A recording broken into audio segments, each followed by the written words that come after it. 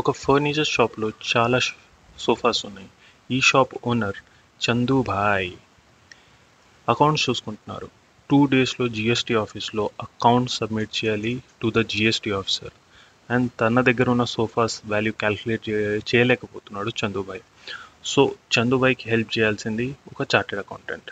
So chartered accountants help చేయాలి అంటే వాళ్ళు రెఫర్ చేసే standard Ind AS 2, that is inventories. So ఇన్వెంటరీస్లో ఏముందో మనం ఇప్పుడు చూద్దాం. సో ఇన్వెంటరీ అని దేని పిలుస్తామంటే, మనం ప్రొడక్షన్లో యూజ్ చేసే రా మెటీరియల్ కూడా ఇన్వెంటరీలో వస్తుంది, అండ్ ప్రొడక్షన్ ప్రాసెస్లో ఉన్న సెమీ ఫినిష్డ్ గూడ్స్ కూడా ఇన్వెంటరీలో వస్తుంది, అండ్ ప్రొడక్షన్ అయిపోయి సేల్కి రెడీ ఉన్న ఫినిష్డ్ గూడ్స్ కూడా ఇన్వెంటరీలో వస్తాయి. సో ఫార్మల్ డెఫినేషన్ మనం చూసుకుంటే, రా మెటీరియల్ని వీళ్ళు supplies to be consumed in production process అని పిలుస్తున్నారు. అంటే ప్రొడక్షన్ ప్రాసెస్లో కన్జ్యూమ్ చేసే మెటీరియల్స్ అంటే raw materials, and work in ప్రోగ్రెస్ని in the process of production అంటే ఇంకా ప్రొడ్యూస్ కాలేదు, they are in the process of production అని చెప్తున్నారు. అండ్ ఫినిష్డ్ గూడ్స్ అంటే సేల్కి రెడీ అయ్యి, ప్రొడక్షన్ అయిపోయి సేల్కి రెడీ ఉన్న గూడ్స్ కూడా ఇన్వెంటరీలో వస్తున్నాయి అని చెప్పేస్తున్నారు. సో మనం గుర్తుపెట్టుకోవాల్సింది the process of manufacturing. So raw material నుంచి మనకి సెమీ ఫినిష్డ్ గూడ్స్ వస్తాయి, ఫినిష్డ్ గూడ్స్ నుంచి సెమీ ఫినిష్డ్ గూడ్స్ నుంచి ఫినిష్డ్ గూడ్స్ వస్తాయి. సో రా మెటీరియల్ని, సెమీ ఫినిష్డ్ గూడ్స్ని, ఫినిష్డ్ గూడ్స్ని వీళ్ళు వేరే రకంగా పిలుస్తున్నారు. సో అదే మనం ఎగ్జామ్లో కూడా ఫాలో అయిపోవాలి. అండ్ ఇయర్ ఎండ్ అయినప్పుడు ఈ closing stock or closing inventory ఏదైతే ఉందో దీన్ని cost or net realisable value, ఏది తక్కువ ఉంటే ఆ వాల్యూ కన్సిడర్ చేసి మనం ఇన్వెంటరీస్ని వాల్యూ చేస్తాం. సో మనం తెలుసుకోవాల్సింది కాస్ట్లో ఏమొస్తాయి అండ్ నెట్ రియలైజబుల్ వాల్యూలో ఏమొస్తాయి అని. సో ఫస్ట్ ఆఫ్ ఆల్ మనం కాస్ట్లో ఏమొస్తాయో చూసుకున్నామంటే, మనం గూడ్స్ పర్చేజ్ చేసినప్పుడు సో కాస్ట్లో మనకి cost of purchase, conversion cost and other cost వస్తాయి. సో కాస్ట్ ఆఫ్ పర్చేజెస్లో ఏమొస్తాయి అంటే, మనం కాస్ట్ ఇన్వెంటరీ పర్చేజ్ చేసినప్పుడు దానికి పే చేసే ప్రైస్ అంటే పర్చేజ్ ప్రైస్ వచ్చేస్తుంది, అండ్ పర్చేజ్ చేసినప్పుడు మనం ఏమైనా ట్యాక్సెస్ ఆర్ డ్యూటీస్ పే చేసి ఉంటే అవి కూడా మనకు వచ్చేస్తాయి. అండ్ ఆ ఇన్వెంటరీని మన వేర్ హౌస్కి తీసుకురావడానికి మనం ఇన్కర్ అయిన transport cost and handling cost అంటే బేసికలీ కూలీస్కి పే చేసే cost or any other handlers of ఇన్వెంటరీస్కి పే చేసే కాస్ట్. అండ్ ఇది important point which is other cost directly attributable to the acquisition. అంటే మనం ఈ ఇన్వెంటరీని be it finished goods or materials or anything else, మనం దీన్ని పర్చేస్ చేయడానికి ఇన్కర్ అయిన ఏ కాస్ట్ అయినా సరే మనకి ఇన్వెంటరీస్లో పార్ట్ అవుతుంది. అంటే కాస్ట్ ఆఫ్ పర్చేస్లో దాన్ని ఇంక్లూడ్ చేయాలి అని. And other most important part is, ఇక్కడ మీరు అబ్జర్వ్ చేస్తే మన దగ్గర నుంచి పర్చేస్ ప్రైస్ అనేది బయటికి వెళ్ళిపోతుంది, అంటే వేరే వాళ్ళకి పే చేస్తున్నాం. ట్రాన్స్పోర్ట్ కాస్ట్ అనేది కూడా బయట వాళ్ళకి పే చేస్తున్నాం, అదర్ కాస్ట్ అని కూడా మనం బయట వాళ్ళకి పే చేస్తున్నాం. బట్ కొన్నిసార్లు ట్యాక్సెస్ ఆర్ డ్యూటీస్ ఏమవుతాయంటే గవర్నమెంట్ మనం పే చేసిన తర్వాత రీఫండ్ ఇచ్చేస్తుంది మనకి. సో అలా రీఫండ్ వచ్చిన ఆర్ క్రెడిట్ అవైల్ చేసే ట్యాక్సెస్ అన్నీ కూడా మనం కన్సిడర్ చేయకూడదు కాస్ట్లో. అండ్ ఆల్సో మనం కొన్నప్పుడు ఏమైనా డిస్కౌంట్స్ ఉన్నా, రిబేట్స్ ఉన్నా or any similar nature of items ఉంటే అది మనం మైనస్ చేయాలి. సో రీఫండ్ వచ్చేవన్నీ మనం కన్సిడర్ చేయకూడదు, అండ్ డిస్కౌంట్స్ వచ్చేవన్నీ మనం మైనస్ చేయాలి. అండ్ రా మెటీరియల్ నుంచి ఫినిష్ గూడ్స్ వరకు జర్నీలో మనం direct material, direct labour and other costs or fixed and variable production overheads కూడా ఇన్కర్ అవుతాం దాని మీద. సో అవి కూడా ఇన్వెంటరీలో మనం యాడ్ చేసేయాలి ఆ cost on a proportionate basis. And the most important part is other cost. అంటే ఒక ఇన్వెంటరీని మేనేజ్మెంట్ ఏ లొకేషన్లో ఆ ఇన్వెంటరీ ఉండాలనుకుంటుందో అండ్ ఏ కండిషన్స్లో ఆ ఇన్వెంటరీ ఉండాలనుకుంటుందో అవి రెండు వచ్చేంత వరకు ఇన్కర్ అయ్యే ప్రతి కాస్ట్ని మనం ఇక్కడ ఇన్వెంటరీస్లో యాడ్ చేసుకోవచ్చు. సో ఇక్కడ కవర్ కాని కాస్ట్ అన్నీ కూడా ఇక్కడ మనకి కవర్ అయిపోతాయి. సో ఒక చిన్న ఎగ్జాంపుల్ మనం చూసుకుంటే, ఇఫ్ యూ సీ ఇలిస్ట్రేషన్ 6, ఇక్కడ కొన్ని కాస్ట్ ఇచ్చారు. So trade discounts on purchases. So obviously trade discounts అనేది మరి డిస్కౌంట్ కాబట్టి మనం దీన్ని మైనస్ చేసేసుకుంటాం. Handling cost related to imports. So ఇది ఇంపోర్ట్స్కి మనం ఇన్వెంటరీ ఇంపోర్ట్ చేసేటప్పుడు మనం హ్యాండ్లర్స్కి పే చేసిన కాస్ట్ ఇది. సో అది కూడా మనం ఏం చేయాలి, ఇన్వెంటరీస్లో మనం యాడ్ చేసుకోవచ్చు దాన్ని. Salaries of accounting department. So inventories purchase చేయడానికి మనకి అకౌంటింగ్ డిపార్ట్మెంట్ ఎక్కడ కూడా హెల్ప్ చేయదు. ఇన్వెంటరీ పర్చేజ్ చేశాక దాని అకౌంట్స్ మెయింటైన్ చేయడానికి హెల్ప్ చేస్తుంది అంతేగాని మనకి ఇన్వెంటరీ పర్చేజ్ ఆర్ అక్విజిషన్లో ఎక్కడ హెల్ప్ చేయదు, కాబట్టి ఇది మనం కన్సిడర్ చేయం. And sales commission paid to sales agents. So inventory purchase చేసినప్పుడు కాస్ట్ ఇన్కర్ అయితే దాన్ని మనం యాడ్ చేస్తాం, బట్ ఇది ఇన్వెంటరీ పర్చేజ్ చేశాక సేల్ చేసేటప్పుడు పే చేసిన amount. So this is not relevant for the cost of inventory, so ఇది కూడా కన్సిడర్ చేయకూడదు. సిమిలర్లీ సేల్స్ అయిపోయిన తర్వాత ఇన్కర్ అయిన కాస్ట్ అన్నీ కూడా మనం ఇన్వెంటరీలో కన్సిడర్ చేయకూడదు, బికాస్ ఇన్వెంటరీ సేల్ అయిపోయింది కాబట్టి. సో ఇది కూడా రాదు. Import duties. సో మనం పర్చేజ్ చేసినప్పుడు ఇంపోర్ట్ డ్యూటీస్ పే చేస్తాం కాబట్టి this will be considered in the cost of purchase. Obviously మనం పర్చేజ్ చేసినప్పుడు ఉన్న కాస్ట్ కాబట్టి యాడ్ చేస్తాం, మనం కన్సిడర్ చేసుకుంటాం. And freight expense is nothing but transportation cost. So transport maybe customs warehouse నుంచి మన వేర్ హౌస్కి తీసుకురావడానికి మనం ఏమైనా ఎక్స్పెన్స్ ఇన్కర్ అయి ఉంటాం కాబట్టి ఇది కూడా మనం కన్సిడర్ చేస్తాం. And insurance of purchases. And purchase చేసిన ఇన్వెంటరీస్ అన్నీ కూడా ఇన్సూరెన్స్ లేకుండా మనం ఎక్కడ ట్రావెల్ చేయలేము ఇన్వెంటరీస్తో because of the government rules. So insurance కూడా పార్ట్ ఆఫ్ ద కాస్ట్ అయిపోతుంది because this is unavoidable. And brokerage commission paid to indenting agents. Indenting agents are nothing but brokers అనమాట. లైక్ ఇంటర్ కంట్రీ బ్రోకర్స్ని మనం indenting agents అని పిలవచ్చు. So ఈ broker మనం కొనాలి ఆర్ సెల్ చేయాలి అంటే కూడా ఈ బ్రోకర్స్ మనకు అవసరం. సో పర్చేజ్ చేసేటప్పుడు ఇలాంటి బ్రోకర్స్ మనకు అవసరం కాబట్టి ఈ brokerage commission is unavoidable. So ఇది కూడా మనం ఏం చేస్తాం, ఇంక్లూడ్ చేసుకుంటాం. సో ఇది ఒక basic example to understand A cost వస్తాయని. సో సిమిలర్ ఎగ్జాంపుల్స్ మనం ప్రాబ్లమ్స్ టైప్లో చూసుకుంటే ఇలిస్ట్రేషన్ 2లో ఉంది. This a very good example again. So ఇక్కడ ఏముంది అంటే మనం 1000 గూడ్స్ పర్చేజ్ చేసాం of some component X. So ఇక్కడ దీని ప్రైస్ వచ్చేసి 1200, బట్ మనకు డిస్కౌంట్ ఎంత ఇచ్చేసారు, 5% డిస్కౌంట్ ఇచ్చేసారు. సో మనకు పర్చేస్ ప్రైస్ ఎంత అయిపోతుందంటే 1000 యూనిట్స్, ఇది units, and 1200 this is amount that is rupees. And 95 అంటే ఏంటి అంటే మనకు 5% డిస్కౌంట్ వచ్చింది కాబట్టి 100 - 5% 95% అని రాసుకున్నారు.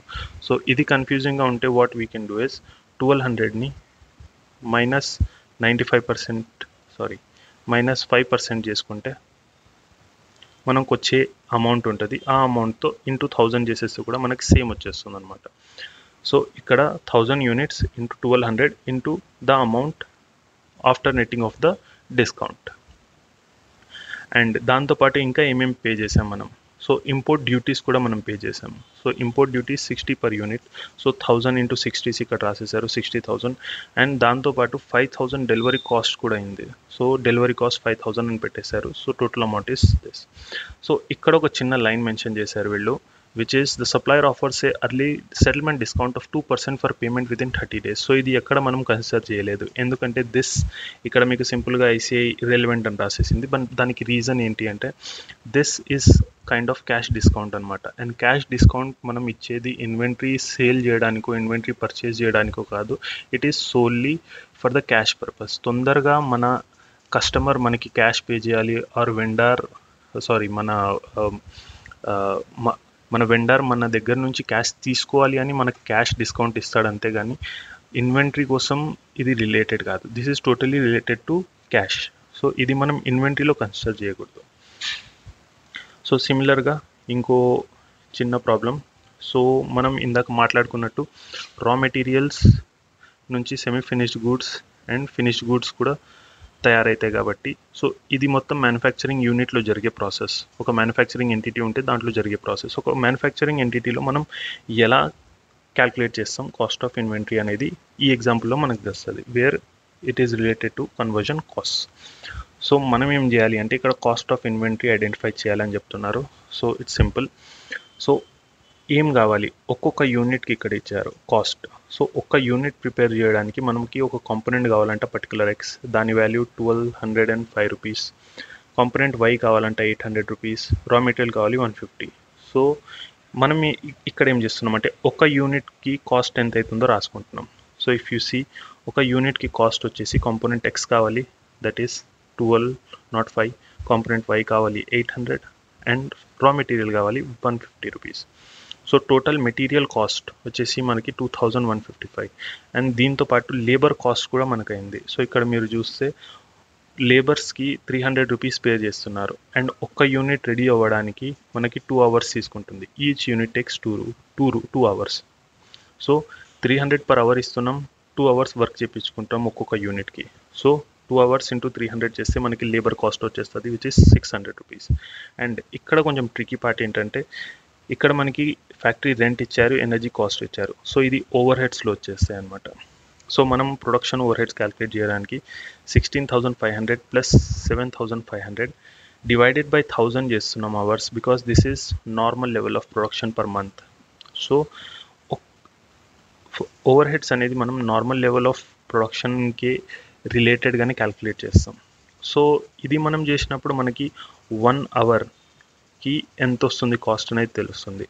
సో 1 అవర్కి తెలిసినప్పుడు మనకి ఒక యూనిట్ కోసం 2 అవర్స్ వర్క్ చేస్తున్నాం కాబట్టి ఇంటూ 2 అవర్స్ అని రాసేసుకుంటే మనకి production over head for 1 unit అనేది వచ్చేస్తుంది.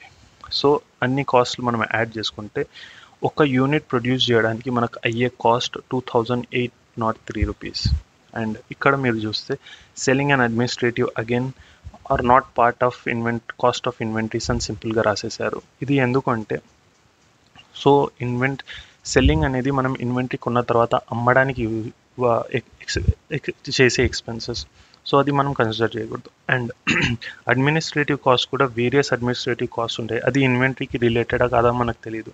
So that is why we are not considering these cost. So స్పెసిఫిక్గా మీకు ఇక్కడ ఇది ఇన్వెంటరీకి రిలేటెడ్ అడ్మినిస్ట్రేటివ్ కాస్ట్ అంటే అప్పుడు we can add it, but as of now మనకు తెలియదు కాబట్టి వీఆర్ నాట్ యాడింగ్. సో ఇది కాస్ట్కి examples. So now net realisable value.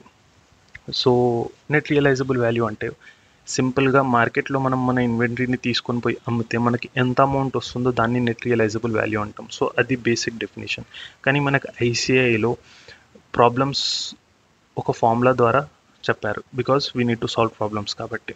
So ఇక్కడ వీళ్ళు ఏం చెప్పారంటే దీనికి ఒక ప్రాపర్ డెఫినేషన్ ఇవ్వకుండా డైరెక్ట్ ఫార్ములాని డెఫినేషన్లా పెట్టేశారు. Net realisable value is the estimated selling price in the ఆర్డరీ course of business less the estimated cost of completion and the estimated cost necessary to make. So దీన్ని మనం ఎలా రాసుకోవచ్చు అంటే ఎస్టిమేటెడ్ సెల్లింగ్ ప్రైస్ దాంట్లో ఇక్కడ రాసుకున్నాం మనం. సో ఎన్ఆర్విని ఏం రాసుకోవచ్చు అంటే estimated selling price or sale price or expected sale price అన్నోటే minus estimated cost of completion. So ఆ పర్టికులర్ సెమీ ఫినిష్డ్ గూడ్స్ ఆ ఫినిష్డ్ గూడ్స్ని ఇంకా ఏమైనా కాస్ట్ ఇన్కర్ అవ్వాలా టు కంప్లీట్ ఇట్. సో అది estimated cost minus estimated selling expenses అంటే ఏమైనా brokerage expenses or other expenses అమ్మడానికి ఎక్స్పెన్సెస్. ఇవన్నీ దీంట్లోంచి ఇవి రెండు తీసేస్తే we get NRV. So it's a very basic simple definition అనమాట. సో ఎగ్జాంపుల్ చూస్తే మనకు అన్ని అర్థమైపోతాయి. So if you see here ఇక్కడ ఒక కంపెనీ ఉంది, ఆ కంపెనీ ఎన్వలప్స్ అమ్ముతుందన్నమాట. సో క్లోజింగ్ ఇన్వెంటరీ మనకు వచ్చేసింది as of 31st March. So ఈ క్లోజింగ్ ఇన్వెంటరీ కాస్ట్ ఎంత ఇచ్చారంటే 50 రూపీస్ పర్ ప్యాక్ అని ఇచ్చేశారు. అండ్ తర్వాత ఇయర్ అయిపోయిన తర్వాత 15th April అంటే మార్చ్ వరకు 50 రూపీస్ ఉంది పర్ కాస్ట్. 15th April వచ్చేస్తే మనకు ఒక్కొక్క ఎన్వలప్ ఒక్కొక్క ప్యాక్ మనకి 40 రూపీస్కి అమ్మేస్తున్నారు. అంటే ఇదేంటి, this is nothing but the selling price. So this is nothing but the selling price అనమాట. సో ఎస్టిమేటెడ్ సెల్లింగ్ ప్రైస్ వచ్చేసి మనకి 40 rupees. And further more enquiry reveals that during physical stock water leakage. So ఏదో story ఇచ్చేశారు. So basically water leakage అయింది, so envelopes పాడైపోయాయి. So దాని మీద extra మనం cost incur అవ్వాలి. ఎంత కాస్ట్ ఇన్కర్ అవ్వాలి అంటే 15 రూపీస్ పర్ ప్యాక్ ఇన్కర్ అయితే మనం దాన్ని అమ్ముకోవచ్చు. సో ఇదేంటి ఎక్స్ట్రా కాస్ట్ అంటే ఎస్టిమేటెడ్ కాస్ట్ ఆఫ్ కంప్లీషన్ అనమాట. So this is 15 rupees. So ఇవి రెండు మనకు మైనస్ చేస్తే మనకి ఎంత వస్తుంది, 25 రూపీస్ పర్ ప్యాక్ వస్తుంది. So this is net realisable value. And ఇక్కడ మనకి ఎస్టిమేటెడ్ స్పెల్లింగ్ ఎక్స్పెన్సెస్ లేదు, so we can assume it as 0. So ఇక్కడ మనకు లేదు కాబట్టి ఇది 0 అనుకుంటున్నాం. సో అది వచ్చేస్తుంది. సో ప్రాబ్లంలో కూడా మీకు అదే చేశారు. సో మనకి ఎన్ఆర్వి వచ్చేసి సెల్లింగ్ ప్రైస్ వచ్చేసి 40 rupees and estimated cost of completion వచ్చేసి 15. సో నెట్ వాల్యూ మనకి 25 వస్తుంది. So 25 is the net realisable value. And ఇక్కడ ఏమడుగుతున్నారంటే రైట్ డౌన్ నెట్ రియలైజబుల్ వాల్యూతో పాటు రైట్ డౌన్ అని అంటున్నారు. Right down is nothing but మనం కాస్ట్ని ఎన్ఆర్విని కంపేర్ చేసినప్పుడు ఆ రెండిట్లో ఏదో ఒకటి చూస్ చేసుకుంటాం అండ్ కరెంట్ ఎంత వాల్యూ ఉందో దాని నుంచి మనం తగ్గిస్తాం. సో ఫర్ ఎగ్జాంపుల్ ఇక్కడ వాల్యూ ఎంత ఉంది, మనకి 50 ఉంది. సో 50 నుంచి మనం 25 తగ్గించాలి. సో తగ్గించినప్పుడు ఆ మిగతా 25 అనేది మనకి రైట్ డౌన్ అంటాం. సో 25 రూపీస్ తగ్గించాం కాబట్టి దాన్ని మనం ఏమంటాం, రైట్ డౌన్ అంటాం. అండ్ ఇంకో చిన్న example, very similar example. So ఇక్కడ మనం చూసుకుంటే this is a very good problem. దీంట్లో యాక్చువల్లీ టూ ప్రోడక్ట్స్ ఇచ్చి 2 వెండర్స్ ఇచ్చారు మనకు. సో ఇక్కడ మన దగ్గర ఏముందంటే 100 యూనిట్స్ ఉన్నాయంటే ఇన్వెంటరీలో. సో మనం రాసుకుంటే ఇక్కడ 100 యూనిట్స్ ఉన్నాయి. సో 100 యూనిట్స్ కాస్ట్ వచ్చేసి మనకి 10 రూపీస్. అండ్ ఇక్కడ కరెంట్ మార్కెట్ ప్రైస్ వచ్చేసి 8 రూపీస్. అంటే మనం సెల్లింగ్ ప్రైస్ అని పెట్టుకోవచ్చు, విచ్ ఈస్ 8 రూపీస్ మార్కెట్లో అమ్ముతాయి. కానీ కంపెనీ పి, మన కంపెనీ ఏం చేసిందంటే కంపెనీ క్యూతో ఒక కాంట్రాక్ట్ చేసుకుంది where we are selling 60 units. So ఈ 100 యూనిట్స్లోంచి 60 యూనిట్స్ మనం క్యూకి అమ్మేస్తున్నాం అనమాట. సో మిగతా 40 మన దగ్గరే ఉంటాయి. సో క్యూకి ఎంత అమ్మేస్తున్నామంటే సెల్లింగ్ ప్రైస్ వచ్చేసి 11 rupees, which cannot be settled net. Estimated incremental selling cost అంటే ఇంక్రిమెంటల్ సెల్లింగ్ ఎక్స్పెన్సెస్ అంటే ఎస్టిమేటెడ్ సెల్లింగ్ ఎక్స్పెన్సెస్ వచ్చేసి మనకి 1 రూపీస్ అవుతాయి. సో ఇది మనం మైనస్ చేసేస్తే మనకి ఎంత వస్తుంది, 10 rupees. So this looks like something which is NRV formula. So ఇది ఎన్ఆర్వి అనమాట మనకు. సో దీని కాస్ట్ వచ్చేసి 10, దీని ఎన్ఆర్వి వచ్చేసి కూడా 10. సో ఈ 60 యూనిట్స్ని మనం చేంజ్ చేయాల్సిన అవసరం లేదు. దీన్ని మనం 10 రూపీస్కి క్యారీ చేయొచ్చు. బట్ ఈ 40 రూపీస్కి సిచ్యువేషన్ కొంచెం డిఫరెంట్ ఉంటుంది. బికాస్ ఇక్కడ ఎన్ఆర్వి ఎంత ఉంటుంది, ఎన్ఆర్వి ఈజ్ సెల్లింగ్ ప్రైస్ వచ్చేసి మనకు మార్కెట్లో 8 అండ్ ఎస్టిమేటెడ్ సెల్లింగ్ ఎక్స్పెన్సెస్ ఎంత ఉన్నాయి, సెల్లింగ్ ఎక్స్పెన్సెస్ ఈజ్ 1. సో దీని వాల్యూ వచ్చేసి 7. సో ఇక్కడ 8 ఎందుకు కన్సిడర్ చేసాం, ఇక్కడ 11 ఎందుకు కన్సిడర్ చేసామంటే ఆల్రెడీ మన కంపెనీ క్యూకి 60 యూనిట్స్ 11 రూపీస్కి అమ్మేస్తా అని చెప్పేసింది కాబట్టి మనం ఇక్కడ 11 తీసుకున్నాం. అండ్ ఇక్కడ మనం మార్కెట్లో ఇంకా అమ్మలేదు కాబట్టి అండ్ మార్కెట్ ప్రైస్ తీసుకుంటాం కాబట్టి మనం ఇక్కడ 8 తీసుకుంటాం. So that is how we came. So అల్టిమేట్గా మనం చూసుకుంటే 60 యూనిట్స్ని మనం 10 రూపీస్కి వాల్యూ చేస్తాం, 600 రూపీస్. అండ్ 40 యూనిట్స్ని మనం 7 రూపీస్కి వాల్యూ చేస్తాం, which is 280 rupees. So basically ఇది ఇలా వస్తుందన్నమాట. అండ్ లాస్ట్లీ ఫైనలీ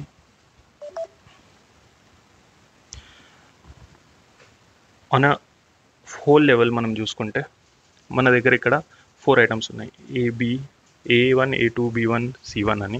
సో ఇక్కడ దీని కాస్ట్ ఇచ్చేసారు. సో సిమిలర్గా ఇక్కడ కాస్ట్ రాసుకున్నారు. అండ్ ఎస్టిమేటెడ్ సెల్లింగ్ ప్రైస్ మనకి ఇచ్చేసారు ఇక్కడ.